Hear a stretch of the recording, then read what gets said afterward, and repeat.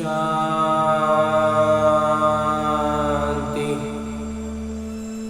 ओम शांति बाबा। बाबा ओम शांति। आज 12 अगस्त 2023 की मुरली है। बाबा कह रहे, मीठे बच्चे 21 जन्मों के लिए पुण्य का खाता जमा करना है। योग बल से पापों के खाते को भस्म कर देना है, इसलिए अंतर्मुखी बनो। आगे मेरे बाबा प्रश्न पूछ रहे हैं कि किस श्रीमत का पालन करने से वाणी से परे जाने का पुरुषार्थ सहज हो जाएगा। ऐसी कौन सी श्रीमत का पालन करेंगे कि वाणी से परे हम सहजता से चले जाएं? उत्तर बताते हैं मेरे बाबा। श्रीमत कहती है, बच्चे अंतर्मुखी हो जाओ, बाहर से कुछ भी नहीं बोलो। इस श्रीमत को पालन करेंगे तो सहज ही वाणी से परे जा सकेंगे। जितना याद करेंगे सुदर्शन चक्र फिराएंगे, उतना कमाई जमा होती जाएगी। याद के लिए अमृत बेले का समय बहुत अच्छा है। उस समय उठकर अंतर्मुखी बन आत्म स्वरूप में स्थित होकर बैठ जाओ। गीत है तूने रात गवाई। ओम शांति। ये कौन समझाते हैं कि अंतर्मुखी हो जाओ, बाहर से कुछ भी ना बोलो, अपनी आत्मा के स्वरूप में स्थित होकर बैठो। जो हमारा कॉन्शियस माइंड होता है ना, जो दिन भर देख रहे हैं वही हिसाब से बोल रहे हैं, वो काम नहीं करके अंतर्मुखी हर किसी को, खुद भी आत्मा अपने आप को समझेंगे, दूसरों को भी आत्मा समझ करके तब जब अगर कुछ भी बोलेंगे ना तो वो उसकी वाणी बदल जाएगी और वैसे में उस स्थिति में आएंगे तो बहुत सी बातें बोलनी भी नहीं पड़ेगी। तो बाबा ने कहा ना, वाणी से परे जाना सहज होगा। तो बाबा बच्चों से कहते हैं, मुख से कुछ भी नहीं बोलो। राम राम आदि तो बहुत कहते आए, परंतु उस कहने से भी मनुष्य पावन नहीं बन सकते। दिन भर अगर राम राम मुंह से बोल रहे हैं, मन में नहीं है, तो फिर कोई फायदा उससे नहीं होता है। तो मनुष्य पतित से पावन तब बन सकते हैं जब पतित पावन बाबा की श्रीमत पर चलें। पतित पावन कहने से बाबा याद आते हैं। बाबा कहते हैं कि तुम बरोबर पतित थे ना। हाँ जी बाबा, बहुत पतित थे, अब तुम पावन बन रहे हो। सतयुग में कोई पतित होता नहीं। 5000 वर्ष पहले जब भारत पावन था तो एक ही धर्म था। बाबा तो सुख की ही सृष्टि रचेंगे ना। तो जब बाबा रच रहे हैं, नया सृष्टि रच रहे हैं, तो सुख वाला ही रचेंगे। तो भारत सुखधाम था। लक्ष्मी नारायण, राम सीता आदि के मंदिर सतयुग त्रेता की निशानी है। वो ऐसे थे, उतने श्रेष्ठ थे। ये आज जो हम मंदिर बना रहे हैं यही उससे साबित होता है। सतयुग में बरोबर लक्ष्मी नारायण की साम्राज्य थी। यही भारत था जिसमें सूर्यवंशी, चंद्रवंशी का राज्य चलता था, जो अब फिर से स्थापन हो रहा है। इसको कहा जाता है विश्व का इतिहास भूगोल, सच्चा सच्चा इतिहास भूगोल।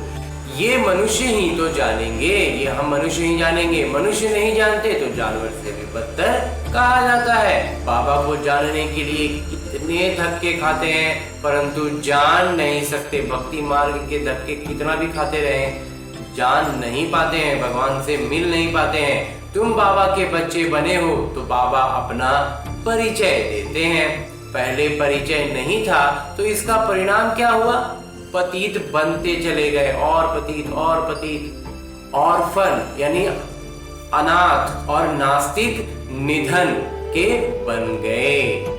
क्यों? क्योंकि रावण आ गया अपने आप को अपना हमारा गार्जियन बना करके अपने आप को बताने लगा, और उसके अनुसार हम चलने लग गए। तो हम पतित पर पतित होते चले गए, नास्तिक हो गए, निधन हो गए।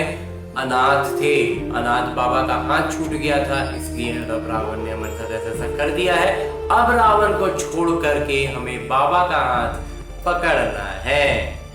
अभी तुम बाबा के बने हो, बाबा से वर्षा ले रहे हो।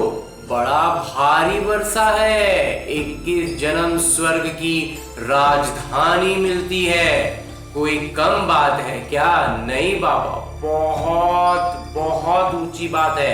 लक्ष्मी नारायण को 5000 वर्ष हुआ राज्य करते, उनका राज्य चलते हुए 5000 वर्ष हुआ।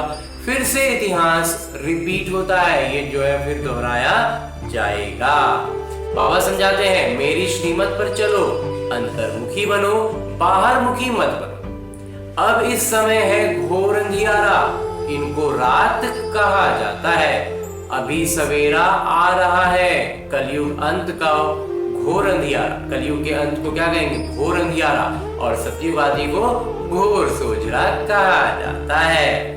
बाबा कहते हैं, मैं आता ही हूँ संगम पर, जब सभी मनुष्य पतित हैं। अभी तुम बच्चों को सदा सुख का वर्षा देने आया हूँ। अब बाबा हमें वो राह बता रहे हैं, यहाँ सिर्फ सुख ही सुख है, और अगर वो राह नहीं पकड़ेंगे तो सामने विनाश खड़ा है। बहुत गई थोड़ी रही, इसलिए अब जल्दी जल्दी पुरुषार्थ कर बेहद के पिता से वर्षा ले लो, जैसे सब ले रहे हैं। सब पुरुषार्थी हैं, बांट रहे हैं बाबा, और हमें जल्दी जल्दी जो जितना अच्छा पुरुषार्थ कर रहेगा उतना ज्यादा पाते जाएगा। अब सबको मीठे घर वाणी से परे जाना है, वो है हम आत्माओं का घर, निर्वाण धाम। धाम में कोई एक नहीं रहते, जितनी भी जीवात्माएं हैं वे सभी शरीर छोड़ जाएंगे अपने घर बाबा के पास। वो है निराकारी वृक्ष।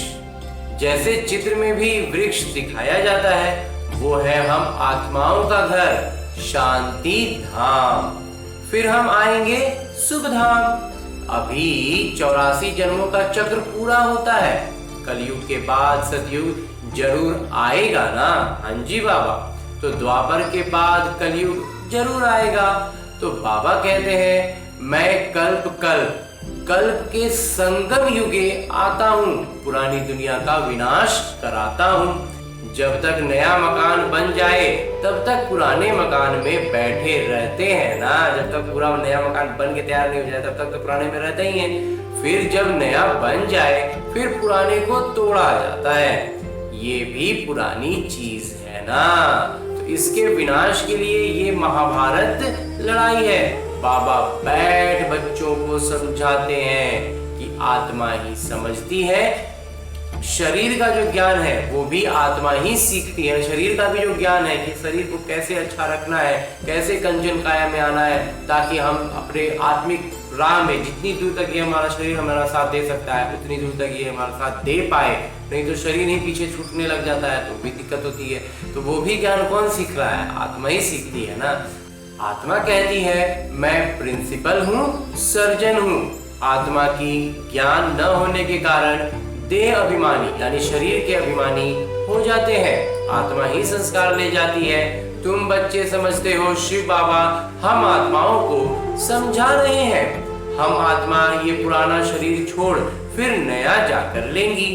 अभी हम श्याम हैं, फिर सुंदर बनेंगे। सुंदर से श्याम बनते हैं, धीरे धीरे कल्प समय लगता है और 84 जन्म लग जाते हैं। फिर बाबा काम चिता से उतार हमें ज्ञान चिता पर बिठाए स्वर्णिम युग का मालिक बना देते हैं। बेहद के पिता जरूर बेहद की वर्षा देंगे ना। जब वो पिता बेहद के हैं तो वर्षा भी उनका बेहद का होगा। तो बाबा तो ऊंचते ऊंच है। कहते हैं बच्चों के लिए वैकुंठ की सौगात लाए हैं बाबा। बहिष्ठ हथेली पर लाए हैं। तो हथेली पर बहिष्ठ लाया हूँ। क्षण में तुम साक्षात्कार कर लेते हो।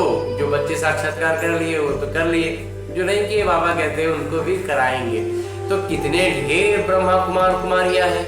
जरूर ब्रह्मा के बच्चे हैं और शिव बाबा के पोते हैं। दादा पोते का भी जो है ना बहुत प्यारा रिश्ता, जितना पिता पुत्र का नहीं होता उससे कई ज्यादा प्यारा होता है दादा पोते का रिश्ता। तो तुम कहते हो हम शिव बाबा से वर्षा लेते हैं, वही सर्व के सदगति दाता है। राजयोग सिखलाते हैं, निराकार कैसे सिखलाएं, इसलिए अंगों द्वारा पढ़ाते हैं, इसलिए शरीर का सहारा लेते हैं और हमारे लिए वो शरीर पर सहारा लेते हैं। अगर हम आधुनिक रूप से बाबा से को सीधा सीधा पहचान पाए तो बाबा को ये करना नहीं पड़े, लेकिन हम इतने न पतित हो चुके हैं कि शरीर के आगे कुछ जानते ही नहीं है। तो सृष्टि चक्र का ज्ञान भी देते हैं, जिसको परमात्मा सर्वोच्च आत्मा कहते हैं, उनकी ही सारी महिमा है। ज्ञान के सागर पतित पावन वो है, तो जरूर आना पड़े। अब पतित हो गए तो उन्हीं को तो आना पड़ेगा। तुमको भी सुप्रीम अथवा पावन बनाते हैं। हमें बाबा बहुत ऊंचा सर्वोच्च बनाते हैं, पावन बनाते हैं। वो है बेहद के पिता, जिनको सभी भक्त बुलाते हैं। वो भक्ति मार्ग की राह में है और भक्ति के वो में भगवान के रूप में, भगवान के विभिन्न विभिन्न रूपों में उनको बुलाते हैं। सभी भक्तों के पिता वो भगवान है, परम पिता परमात्मा। अगर उनको सर्वव्यापी कह देते तो फिर वर्षा कैसे मिलेगा? तो फिर वो पिता है तो फिर वो सर्वव्यापी है, तो कैसे फिर भगवान के रूप में आएंगे? तो मनुष्य को भगवान नहीं कहते। श्री कृष्ण को भी दैवी गुणधारी मनुष्य ही कहा जाता है। वो है पहले राजकुमार। सभी उनको झूले में झुलाते हैं, शिव बाबा को कभी नहीं झुलाते। शिव बाबा को कभी झुलाते नहीं होंगे, क्योंकि वो कभी बच्चे बनते ही नहीं। क्यों नहीं झुलाते? क्योंकि शिव बाबा कभी बच्चा नहीं बनते हैं। ये तो साक्षात्कार कराते हैं समझाने के लिए। ये तो बाबा साक्षात्कार कराते हैं समझाने के लिए कि मैं तुम्हारा बच्चा हूं, तुम मुझको अपना वारिस बनाएंगे, तब ना उनको हम सब कुछ सौंप देंगे और फिर हम ट्रस्टी बनकर अपना लौकिक जीवन जिएंगे। इसलिए बाबा कहते हैं कि मुझे अपना वारिस बनाओ और मुझ पर बलिहार जाओ। बलिहार जाएंगे तो मैं भी बलिहार, तो बाबा हम पर बलिहार जाएंगे। बलिहार जाते हो तो जैसे मैं तुम्हारा बालक हो गया। तो बाबा तो कहते हैं ना, अपने लौकिक रिश्ते में जिस रूप में, जिस रिश्ते में कमी महसूस होती हो, लगता हो कि ये रिश्ता मुझे बहुत प्यारा है, कमी लगे या प्यारा लगे, उस रिश्ते में बाबा को याद करेंगे तो उस रिश्ते की कमी भी बाबा पूरा पूरी कर देते हैं, भरपूर कर देते हैं। फिर मनुष्यों में कितनी अंधश्रद्धा है, जहां तहां माथा टेकते रहते हैं। इसको कहा जाता है गुड़ियों की पूजा। नवरात्रि में बहुत गुड़ियां बनाएंगे, उनके व्यवसाय को किसी को पता ही नहीं। ये जो मूर्ति बनाते हैं वो करती क्या है, उनको कैसे वो सब मिला, क्या हुआ, कुछ भी मालूम नहीं है, लेकिन बस कर रहे हैं। तो 4-6 भुजा वाली देवी थोड़ी ही होती है और फिर तलवार आदि भी दे देते हैं। देवताएं हिंसक थोड़े ही होते हैं। जब देवी देवता बन गए तो फिर उनको हिंसा की कोई वो नहीं है। तो शास्त्रवादियों ने उन्हें भी हिंसक बना दिया है। नेपाल में भी काली को पूजते हैं, फिर ऐसे थोड़े ही हैं, देवी देवता कहते हैं और फिर उनको हिंसक। ये सब जो है ना, ये रावण ने ऐसी जगह पर ऐसे छोटे छोटे बदलाव कर दिए हैं ना कि हमारी बुद्धि उतने में उलझ जाती है, हम उसके आगे देख ही नहीं पाते हैं। हमें ये चीजों को बहुत गहराई से अपनी बुद्धि में समझना होगा कि ये सब रावण का किया धरा है। आखिर देवी देवता का मतलब क्या होता है? सर्व गुणों से संपूर्ण, दिव्य गुणों से संपूर्ण। तो फिर वो हिंसक और ये सब चीजों में कैसे जाएंगे? तो फिर उनको ये अस्त्र शस्त्र क्यों दिखलाते हैं? ताकि हम सोचें कि हमारे जो भगवान है वो अस्त्र शस्त्र चलाते हैं, तो हम भी शस्त्र चलाएं और हम फिर शस्त्रों में ही उलझ कर रह जाएं। तो ये सब रावण का किया धरा है। हमें रावण को पहचानना है और अपने बाबा का हाथ पकड़ के दैवी गुणों से भरपूर होना है। मम्मा ऐसी काली जीव वाली है थोड़ी ही, मम्मा ऐसी काली जीव वाली थोड़ी ही है।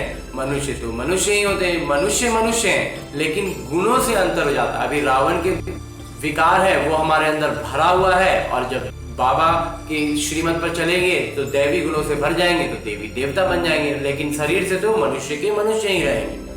अब वो थोड़ी पवित्र शरीर होगा, ये थोड़ा पतित शरीर है, ये आया है, लेकिन रहेगा मनुष्य शरीर ही ना। तो ब्रह्मा विष्णु शंकर है सूक्ष्म वतनवासी, बस और कोई चीज नहीं है। फिर 8-10 भुजा वाले कहां से आए? ऐसा कोई संभव ही नहीं है। तो ये सब भक्ति मार्ग के अलंकार बनाते। वास्तव में क्या है? अलंकृत, किसी चीज को व्याख्यान करना हो, उसको अच्छे से बताना हो कि ये सारे गुण हैं, तो उसको कैसे दिखाएंगे? तो ये सारे हर एक गुण के लिए एक एक हाथ बना दिए और 18 हाथ दिखा देते हैं, 10 हाथ दिखा देते हैं। तो ये सब वास्तव में अलंकृत किया गया। पैसा कमाने के लिए कुछ तो चाहिए ना, फिर किस्म किस्म के चित्र बैठ बना देते हैं। वहां ही देखो सुंदर श्री कृष्ण का मंदिर, वहां ही सावरे श्री कृष्ण का मंदिर। कारण तो चाहिए ना। तो कितनी अंधश्रद्धा है। अब भक्ति मार्ग खत्म हो, ज्ञान मार्ग जिंदा हो जाता है। जब बाबा का ज्ञान मिलता है ना, तो ये ज्ञान की जो ज्योति है वो प्रज्वलित हो जाती है। बाकी समय तो थोड़ा है, सबको मरना तो है जरूर, पुत्र पोत्रे वारिस बनने नहीं है। ये जो हम लौकिक में अपने बेटा बेटी पोता पोती के लिए जो जमा करते रहते हैं ना, बाबा कहते हैं ये कुछ भी होना नहीं है, वो वारिस नहीं बनने। वहां तुमको ये ज्ञान ही नहीं रहेगा कि संगम पर हमने राजाई के लिए ये पुरुषार्थ किया था। अभी जब स्वर्ग का समय आएगा ना, तो फिर वो पता भी नहीं रहेगा कि कौन कितना पुरुषार्थ किया। जैसे भी हम अपने बीते जन्मों के कर्मों को नहीं जानते हैं ना, वैसे ही उस समय भी पुरुषार्थ में कोई कम, जो किसी को पद कम मिलेगा, किसी को ज्यादा, तो कम वाले भी सोचेंगे कि पता नहीं मैंने क्या किया था, उस वक्त याद नहीं रहेगा। अभी जब बाबा सब कुछ याद पढ़ा रहे हैं, सब कुछ बता रहे हैं, तो इसका पूरा पूरा भरपूर फायदा हमें उठाना है और पूरा पुरुषार्थ करना है। वहां तो पवित्र सृष्टि चल पड़ती है, यहाँ तुम जानते हो कि बरोबर हम बाबा की राजधानी के हकदार हैं। वहां ये पता ही नहीं रहेगा कि कौन से कर्म किए थे, कैसे बने, ये सब भूल जाते हैं। अभी हमें बाबा तीनों कालों का ज्ञान दे रहे, उस समय थोड़ी होगा। वहां पतित होते ही नहीं। जो पावन बनने के लिए गुरु की दरकार पड़े, उस समय गुरु की दरकार, क्योंकि अभी जो आत्मिक रूप से पूरी तरह से अपने आप को बदल लेंगे ना, वो वहां पर स्वाभाविक रूप से अच्छा जीवन जीते चले जाएंगे। वहां फिर अलग से गुरु करने की जरूरत नहीं पड़ती है। तो बाबा पैर धोकर बच्चों को तख्त पर बिठाते हैं। गुरु चाहिए सदगति के लिए। बाबा इतना हमें ऊंचा मान देते हैं ना, और उसके बाद भी हम बाबा के इस मान का भी मान नहीं रख पाते हैं। बाबा भी क्या कह रहे हैं, पैर धोकर बच्चों को तख्त पर बिठाते हैं। गुरु चाहिए सदगति के लिए, वहां तो है ही सदगति। तो अभी ही तो बाबा वो काम कर रहे हैं ना, अभी तो हमें धो रहे हैं। तो इस बात का हमें बाबा का लिहाज रखना चाहिए। गुरु की दरकार ही नहीं है, क्योंकि हमारे शिक्षक, गुरु, पिता सब बाबा हैं। दादाजी भी हैं। दादा पोते का भी रिश्ता बहुत प्यारा है। बाबा कहते हैं अपने को आत्मा समझो, देह अभिमान में न रहो। मैं आत्मा अभी डॉक्टर के रूप में हूँ, मैं आत्मा मजिस्ट्रेट हूँ, फिर ये शरीर छोड़ने के बाद पता नहीं क्या बनूंगा। तो हम इस शरीर द्वारा पढ़ते हैं, आत्मा ही इन अंगों द्वारा पढ़ती है, आत्मा ही सुनती है। ये समझने की बातें हैं, न कि दंत कथाएं। ये सब कुछ भी दंत कथाएं नहीं है, ये पूरा पूरा सटीक ज्ञान है। बाबा कहते हैं ये सारी दुनिया कब्रिस्तान होनी है, अब जागो, नहीं तो भंभोर को आग लगने के समय हाय हाय करेंगे। जब अंत में पूरी तरह से जब खत्म होने लगेगा, विनाश होने लगेगा, उस समय फिर हाय हाय करने से बाबा कहते हैं कुछ नहीं होगा, परंतु कुछ भी कर नहीं सकेंगे।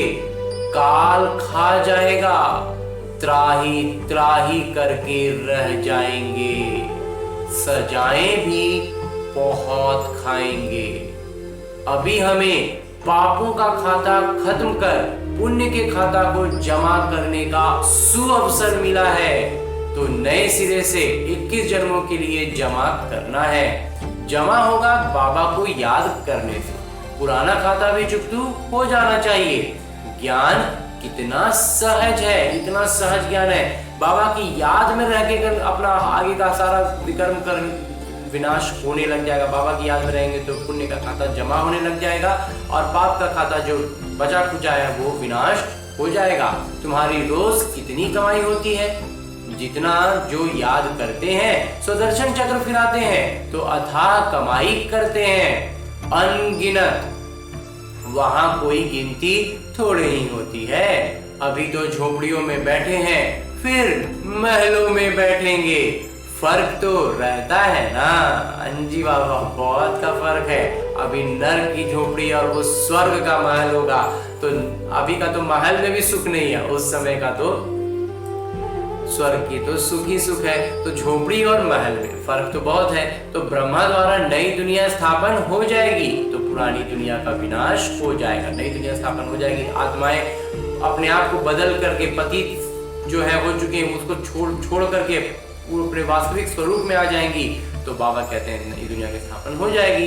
अभी की बात है ना, मूल बात क्या है, अभी हमें पतित से पावन होना है। तो राजधानी की स्थापना हो जाएगी। फिर जिसने जितना पुरुषार्थ किया सो किया, फिर विनाश हो जाएगा।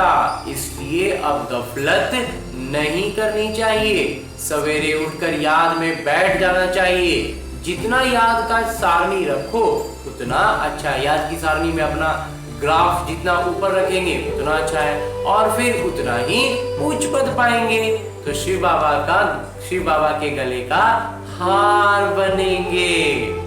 दिल दर्पण में देखना है कि मैं लायक बना हूँ लक्ष्मी नारायण को वरने, मैं लक्ष्मी नारायण को वरने के लायक बना हूँ। इस बात को अपने दिल दर्पण में देखने के लिए कह रहे हैं बाबा। हम बाबा मम्मा जैसी सेवा करते हैं, कोशिश कर रहे हैं बाबा। किस्म किस्म के फूल हैं इस ब्राह्मण परिवार में, सब तरह के फूल हैं। तो ये बागवान बाबा है का ह्यूमन गुलशन है, ये इंसानों के रूपी जो गुलदस्ता बाबा का है, ये जो बगीचा है, इसमें तरह तरह के फूल हैं। कहेंगे देखो कुमार का मनोहर, कितने अच्छे अच्छे फूल हैं, ये रत्न ज्योत हैं। बाबा इस बगीचे को देखते, फिर उस बगीचे में जाकर फूलों को देखते हैं। बागवान जांच करते हैं फूलों की, तो बच्चों को अनुसरण करना चाहिए। नंबर 1, नंबर 2 कौन कौन है, कौन नंबर 1 पर है, कौन नंबर 2 पर है, कौन किस क्रम में है, बाबा वो अपने आप को बोलते हैं देखना चाहिए। ऐसे बनना चाहिए। 21 जन्मों के लिए राजाई पद पाना कोई कम बात थोड़ी ही है, अथाह सुख है। विश्व का मालिक बनना है, ऐसे छोटा मोटा बात थोड़ी है, विश्व का मालिक बनना है। तो ये वो विद्यालय है। तो इस जिस्मानी पढ़ाई के साथ ये रूहानी पढ़ाई करो। शिक्षक के हमेशा अच्छे शिष्टाचार होते हैं और पूरी तरह से ईमानदार होते हैं। स्कूल में अंधश्रद्धा की कोई बात नहीं होती। जहाँ विद्या की बात हो रही हो वहाँ फिर कोई अंधश्रद्धा की बात नहीं रहती। वहाँ बैरिस्ट्री पढ़ते, इंजीनियरिंग पढ़ते। यहाँ तुम राजाओं के राजा बनने के लिए पढ़ते हो। वहाँ पर लौकिक पढ़ाई होती है, यहाँ बाबा अलौकिक पढ़ाई पढ़ाते हैं। तो सन्यासी तो कह देते ईश्वर सर्वव्यापी है, बस खेल ही खत्म, ऐसा बात ही बोल देते हैं कि सारा कहानी वही खत्म हो जाता है। तो बेहद के पिता बच्चों को समझाते हैं, बच्चे ये अंतिम जन्म पवित्र रहो, तुम बहुत सेवा कर सकते हो। जब पवित्रता मानसिक स्तर पर आ जाएगी ना, फिर सेवा बहुत होने लगेगा, वो झलकने लग जाएगा।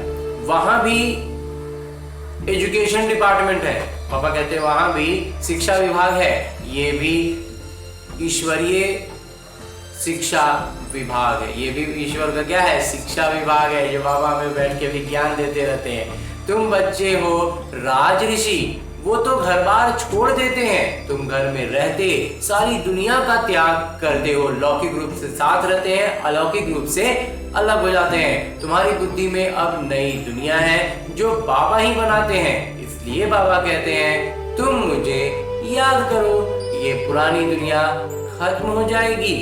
ये रूहानी विश्वविद्यालय अथवा अस्पताल भी बहुत बड़ा है, जिससे तुम सर्वदा स्वस्थ, सर्वदा समृद्ध बनते हो। घर घर में तुम ये अस्पताल अथवा कॉलेज खोल सकते हो, इसमें खर्चा कुछ भी नहीं है, सिर्फ 3 पैर पृथ्वी चाहिए। अच्छा, माता पिता बाबा का मीठे मीठे सिकिलरे बच्चों प्रति याद, प्यार और आशीर्वाद। रूहानी बाबा की रूहानी बच्चों को नमस्ते। हम रूहानी बच्चों की ओर से रूहानी बाबा को याद, प्यार और प्रणाम। धन्यवाद बाबा, धन्यवाद। मुरली के लिए भी धन्यवाद और इस अनूठे अलौकिक ब्राह्मण जीवन के लिए भी बहुत बहुत बहुत धन्यवाद बाबा, बहुत धन्यवाद। धारणा है, सवेरे सवेरे उठकर याद में जरूर बैठना है, इसमें गफलत नहीं करनी है, पुण्य का खाता जमा करना है। परम उद्देश्य को बुद्धि में रख अच्छे शिष्टाचार धारण करने हैं, रूहानी पढ़ाई जरूर करनी है, अंतर्मुखी होकर रहना है। अंतर्मुखी रहेंगे तो स्वाभाविक रूप से उसका जो है ना असर दिखने लग जाएगा। और आगे मेरे बाबा वरदान दे रहे हैं। वरदान देते हुए मेरे बाबा कहते हैं, ब्राह्मण जीवन की विशेषता को जानकर उसे कार्य में लगाने वाले सर्व विशेषता संपन्न भव। नाटक के नियम प्रमाण संगम युग पर हर एक ब्राह्मण आत्मा को कोई ना कोई विशेषता मिली हुई है। चाहे माला का अंतिम दाना हो, उसमें भी कोई ना कोई विशेषता है, तभी बाबा ने उसे चुना है। तो ब्राह्मण जन्म के लिए भाग्य की विशेषता को पहचानो और उसे कार्य में लगाओ। तो एक विशेषता कार्य में लगाई तो और भी विशेषताएं स्वतः आती जाएंगी, एक के पीछे दूसरा फिर उभरने लगेगा। एक के आगे बिंदी लगते लगते सर्व विशेषताओं में संपन्न बन जाएंगे। और अंत में स्लोगन है, मुरली का उपदेश है कि मन मना भव के मंत्र की सदा स्मृति रहे तो मन का भटकना बंद हो जाएगा। जो मन भटकने की बात होती है ना, इसमें अगर मन मना भव का मंत्र रहे स्मृति में तो फिर मन भटकेगा ही नहीं। मन को जगह मिल जाएगा कि बहुत सटीक जगह मिल जाएगी मन के लायक, तो मन वहीं रम जाएगा, फिर वो कहीं इधर उधर भटकेगा ही नहीं। वास्तविकता में मन को सही जगह मिलता नहीं है, इसलिए वो भटकता रहता है। उसको सही जगह मिल जाएगा तो फिर वो कहीं नहीं भटकेगा। और आज की मुरली के बाद मेरे बाबा अव्यक्त इशारे दे रहे हैं कि याद की यात्रा सहज भी हो और शक्तिशाली भी हो। शक्तिशाली याद एक समय पर दोहरा अनुभव कराती है।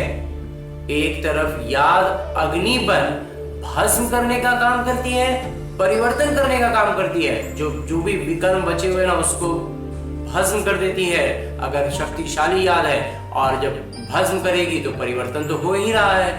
पुरानी विकर्मों का जो हमें झेलना था वो सारा कुछ टल रहा है, हट रहा है। और दूसरी तरफ खुशी और हल्केपन का अनुभव कराती है। जब वो विकर्म का बोझ हटने लग जाएगा तो खुशी का अनुभव तो होगा ही होगा। तो एक तरफ विकर्म विनाश होकर के जल रहे, भस्म हो रहे, और दूसरी तरफ नई दुनिया, नई खुशी उभर रही है। इसलिए बाबा कहते हैं अगर शक्तिशाली याद है तो दोहरा अनुभव कराती है। तो ऐसे विधि पूर्वक याद करना ही यथार्थ और शक्तिशाली याद कहा जाता है। अच्छा, ओम शांति बाबा, ओम शांति।